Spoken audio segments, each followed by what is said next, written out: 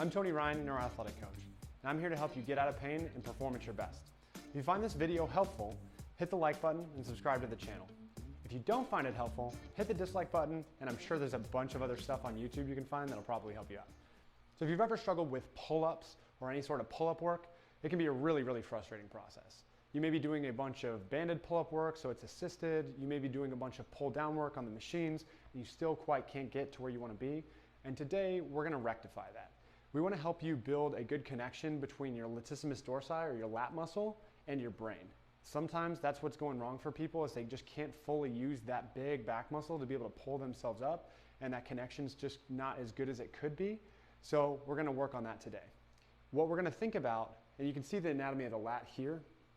You can see that where it attaches to the back and the hip, like the pelvis, and then the shoulder blade and the actual arm bone itself. And we're going to work on taking those points, bringing those points together to create a full contraction, and bringing those full points fully apart to create a full stretch. So your brain actually has a map up in the cortex, up in the upper part of the brain that deals with movement, and it has a map for all these different areas of where we move. And so we want to build that connection and build that map of your lat so we have a clearer picture of how to move it and how to actually use it properly. So to start, what we're going to do is we're going to take the muscle through a full stretch.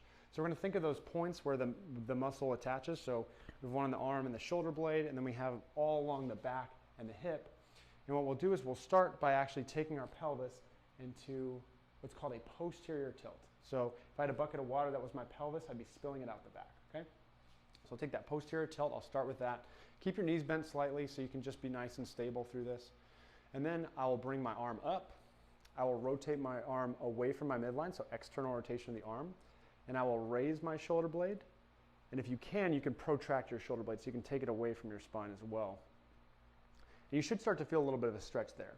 If you need more than that, and you can work into this over time as you get better, you can actually tilt to stretch out those 2 points, tilt away from that side, and rotate away from that side, keeping this pelvic tilt the whole time, and really focus on stretching out that muscle. And do as much as you comfortably can. You don't need to go all like level 10 out of 10 the whole time. Just focus on building that connection, being aware of what you're feeling, and just feeling that stretch throughout the whole muscle. So when I showed you that anatomy, I want you to think of that anatomy, and I want you to be able to focus on feeling the stretch through that area, that entire area, okay? And if there's a particular part where you're not feeling it, so let's say I'm not feeling it much in my back here, or maybe up near my shoulder blade, then I want you to focus on feeling the stretch in that part, okay? Good, so after you've done the stretch for anywhere from 15 to 30 seconds, you can even go up to a minute if you're feeling very ambitious.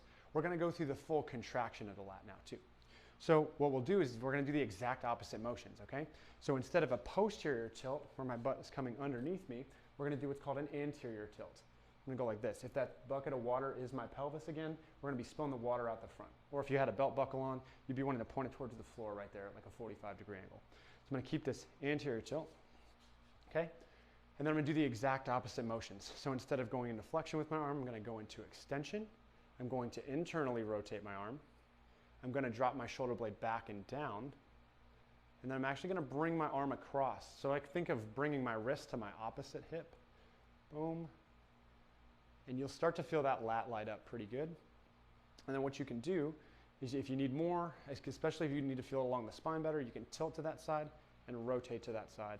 And you'll start to feel it contract fairly strongly, okay? And again, I want you to think about the same things that you were thinking about in the stretch. If I can't feel it contract in part of the muscle, I want to focus on that part of the muscle and really feel it contract there. I want to build that map for my brain so I understand how to contract it in all parts of the lat. And when you come out of this, just relax out of it, breathe, come out nice and slow. You don't have to go super hard. If you're getting some cramping in there, you can just kind of relax through the cramping. You don't have to go all the way through that full range of motion. That may take some time and some skill. Part of what we're doing here is we're building up something called neural drive, which is that connection between our brain and the muscle to be able to actually recruit and activate motor units, or just parts of the muscle that are supposed to contract.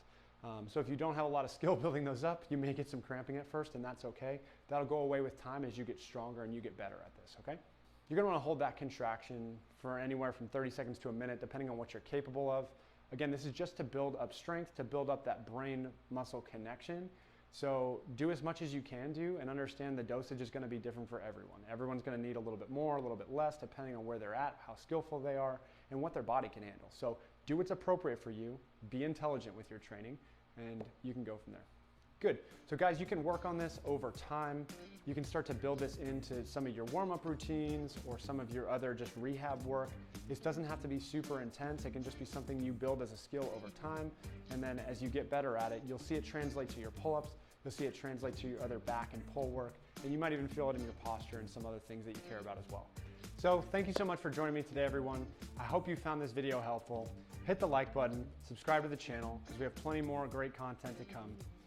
If there's something that you particularly want to see that has to do with your brain, with movement, with pain, your performance, just let me know down in the comments, and I'll do my best to make a video for you. Until then, I'll see you next time.